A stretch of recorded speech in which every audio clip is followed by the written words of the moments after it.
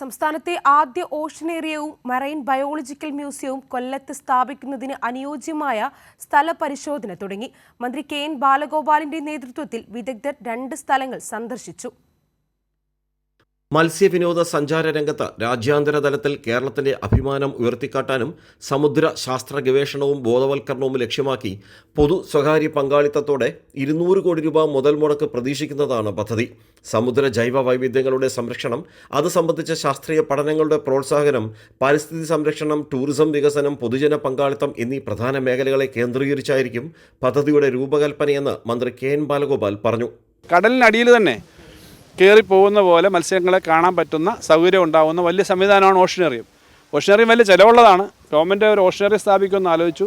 അതിന് ബന്ധപ്പെട്ട Ernst and young എന്ന് പറയുന്ന ഒരു കമ്പനി ഉൾപ്പെടെയാണ് ഇതിൻ്റെ കൺസൾട്ടൻസി, ഇതിനെ സംബന്ധിച്ചുള്ള പ്രോജക്റ്റ്. അതിന് ബന്ധപ്പെട്ട ഉദ്യോഗസ്ഥന്മാർ, ഫിഷറീസിൻ്റെ സെക്രട്ടറി, മറ്റ് ഉദ്യോഗസ്ഥന്മാരും, അതുപോലെ തീരദേശ വികസന കോർപ്പറേഷൻ ഉദ്യോഗസ്ഥന്മാരും, കളക്ടറും, റവന്യൂ ഉദ്യോഗസ്ഥന്മാരെല്ലാം കൂടി വന്ന് കൊല്ലത്ത് എവിടെയൊക്കെയാണ് ഇതിന് ഫീസിബിളായിട്ടുള്ള സ്ഥലമെന്ന് നോക്കുന്നതിൻ്റെ ഭാഗമായിട്ടാണ് ഇവിടെ വന്നത്.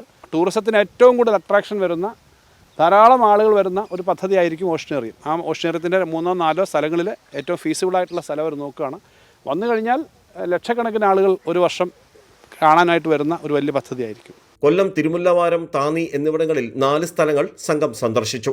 സർക്കാർ ഭൂമിക്ക് പുറമെ മികച്ച നഷ്ടപരിഹാര പാക്കേജ് തയ്യാറാക്കി അനുയോജ്യമായ ഭൂമി ഏറ്റെടുക്കാനാണ് സർക്കാർ തീരുമാനം. സിയാൽ മാതൃകയിൽ പൊതു സ്വകാര്യ പങ്കാളിത്തത്തോടെയാകും ഓഷനേറിയം നിർമ്മിക്കുക. പദ്ധതിയുടെ ട്രാൻസാക്ഷൻ അഡ്വൈസറായി തിരഞ്ഞെടുക്കപ്പെട്ട ഏണസ്റ്റ് ആൻഡ് യങ്ങിന്റെ സീനിയർ പ്രോജക്ട് മാനേജർ വൈരവ്, സംസ്ഥാന തീരദേശ വികസന corporation MD Sheikh Pareed, fisheries director Abdul Nasar, Kollam mayor Prasanna Ernest, കൗൺസിലർമാരായ ജയൻ, പവിത്ര തുടങ്ങിയവരും മന്ത്രിക്കൊപ്പമുണ്ടായിരുന്നു.